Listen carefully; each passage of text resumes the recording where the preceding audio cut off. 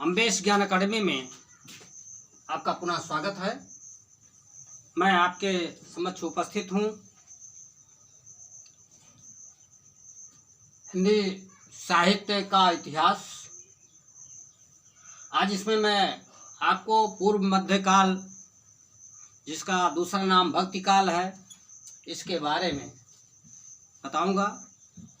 इसमें कुछ कवि, उनकी रचनाएं और उनकी प्रवृत्तियों के बारे में बताऊंगा। सबसे पहले मैं ये जो पूर्व मध्य काल है, भक्ति काल है, इसके दो भाग किए जाते हैं। मूलतः दो भाग किए जाते हैं, क्योंकि ये भक्ति का काल है, इसमें सगुण भक्ति धारा एक है, सगुण भक्ति धारा, और दूसरा है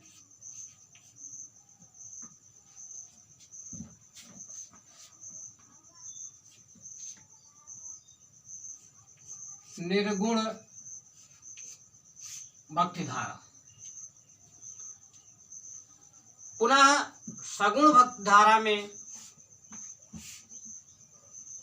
दो है, एक राम भक्ति शाखा,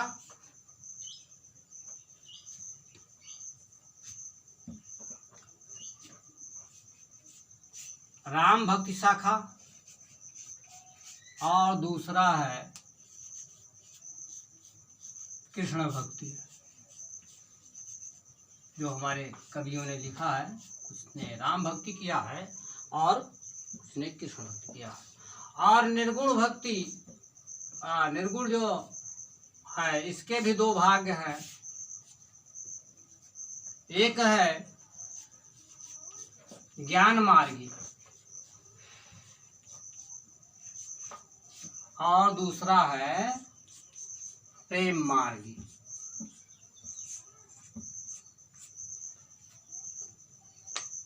इस आधार पर पूर्व मध्यकाल जो भक्ति काल है, उसमें सगुण और निर्गुण दोनों प्रकार के कवि हैं। निर्गुण में जो कवि हैं वो ज्ञान मार्गी और प्रेम मार्गी, और सगुण काव्य धारा के कवि हैं वो कुछ लोग कृष्ण की भक्ति किए हैं और कुछ लोग राम की भक्ति किए हैं। आइए अब इसमें जो प्रमुख कवि हैं उनको उनके बारे में मैं बताता हूँ। जो इनके प्रमुख कवि हैं उनके बारे में बताता हूँ। प्रमुख कवि,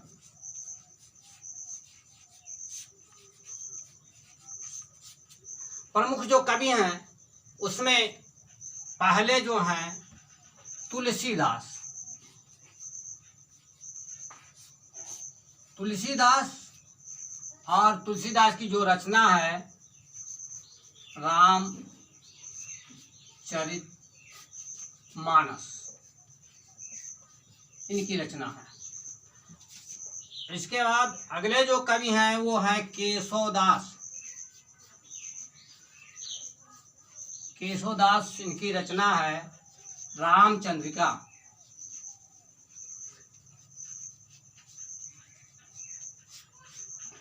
इनकी रचना रामचंद्रिका है। और ये दोनों जो हैं ये राम भक्ति शाखा के कवि हैं। किसके शाखा के कवि हैं? राम भक्ति शाखा के कवि हैं।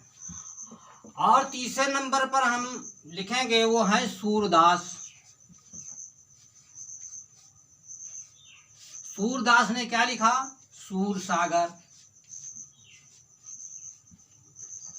सूर सागर लिखा। इसके बाद चलिए चौथे कवि को मैं लिखता हूं, ये है वल्लभाचार्य। वल्लभाचार्य,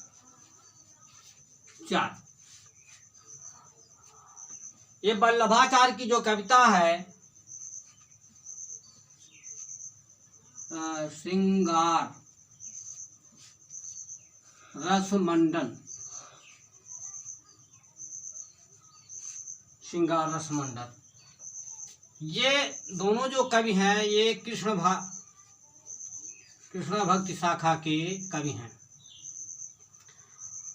और पांचवें पर आते हैं कबीरदास। पांचवें पर आते हैं कबीरदास। इनकी कविता जो है, कबीरदास की जो कविता है ये है साखी, शबद, रामायणी। इन तीनों का संग्रह बीजक माना गया है। ये इनकी कविता है।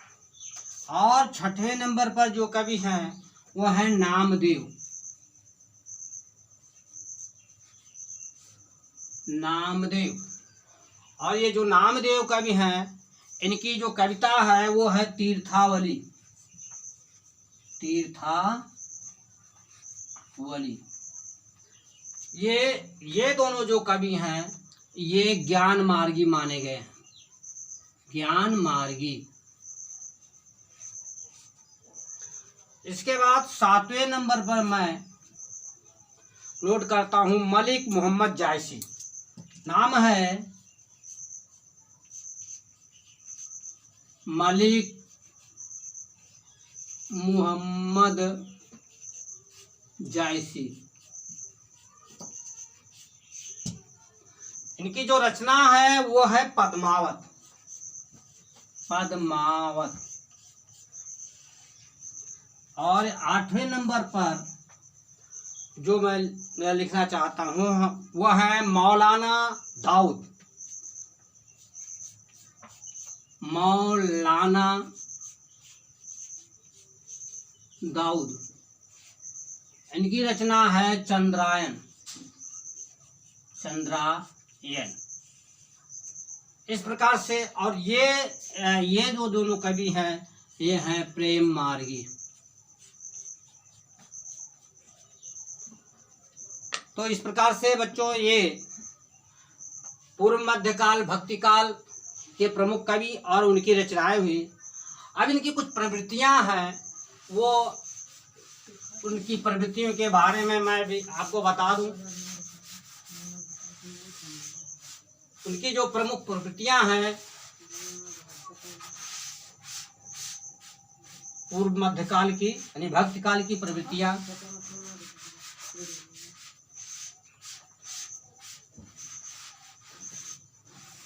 प्रवृत्तियां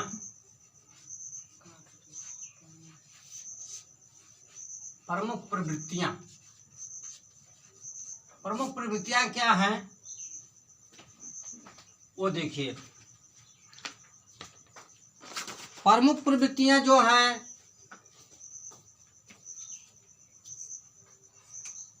सगुण निर्गुण ब्रह्म की उपासना। पहले है सगुण निर्गुण ब्रह्म की उपासना। और दूसरे नंबर पर दूसरी प्रवृत्ति जो मान लीजिए वो आचरण की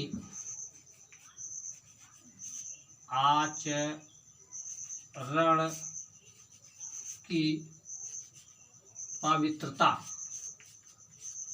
ये भी उस समय की प्रवृत्ति है। और तीसरे नंबर पर लोक मंगल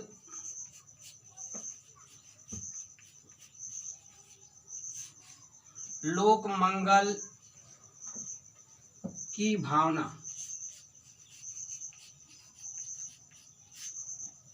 और अगली प्रवृत्ति है गुरु के महिमा का वर्णन। यह है। अगली जो प्रवृत्ति है वो है जाति पात का विरोध, क्योंकि इस काल में कबीरदास ने काफी विरोध किया। जाति पात का विरोध। और इसी में है आडंबरों का विरोध। ये भी इस काल की प्रवृत्ति रही है। और रहस्यवाद एवं माया का विरोध, इसमें चला रहस्यवाद एवं माया का विरोध। चलिए एक प्रवृत्ति और डाल देते हैं, का विरोध, अहंकार का त्याग। अहंकार का त्याग। तो ये रहा पूर्व मध्यकाल के प्रमुख कवि, उनकी प्रवृत्तियां। इसके साथ कैसा लगा आपको वीडियो, अपना कमेंट जरूर कीजिएगा।